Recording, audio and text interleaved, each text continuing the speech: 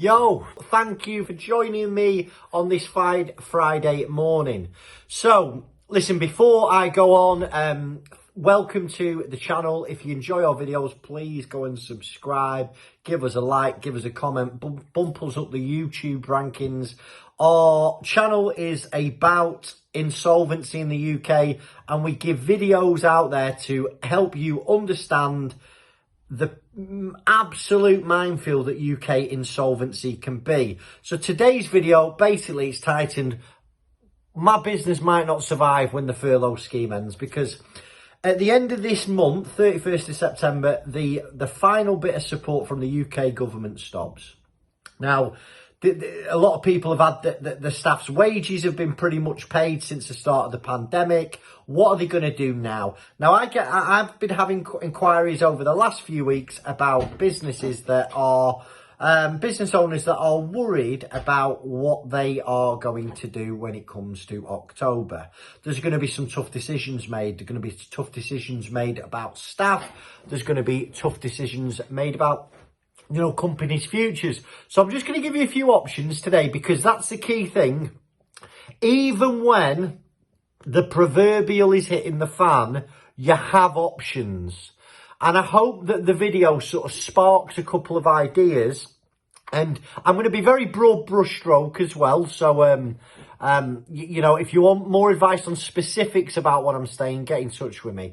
Right, first thing that you might want to consider is, do you need additional funding? Can the business raise additional funding to keep the company going? You might be sadly making redundancies. Lots of directors out there are going to have to take the tough decision that their businesses need trimming down. So if you are looking at making staff redundant, it's important that you follow correct procedure. And I'm not an expert on this at all. You'd be better off taking professional advice from a HR company. A lot of companies might want to look at restructuring their debts. So you can do this informally, where you ring up creditors and sort of negotiate new deals, new payment terms. Or you might want to do something a little bit more formal. There's something called a company voluntary arrangement, a CVA. It's where a business can restructure all their unsecured debts, normally over 5 years, 60 months.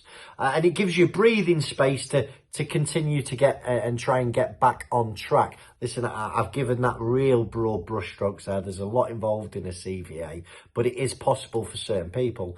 I believe there's going to be a lot of pre-packed liquidations happening over the next few months, and that's where directors looking at the company, they really very little hope of recovery in its current guise, but they've got a good business model.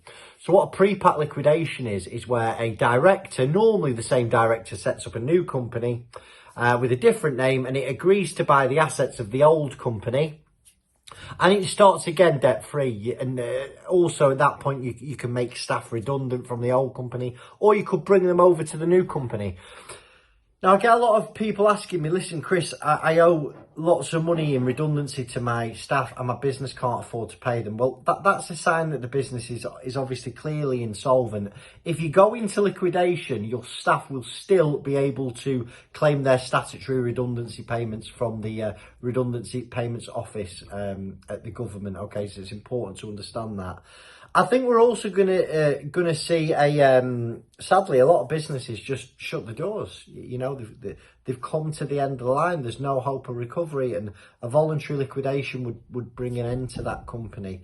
The key is, don't wait until the last minute. The earlier you take advice on these things, the more options you've got available, the better the outcome will be. I hope this video has sparked some ideas in people.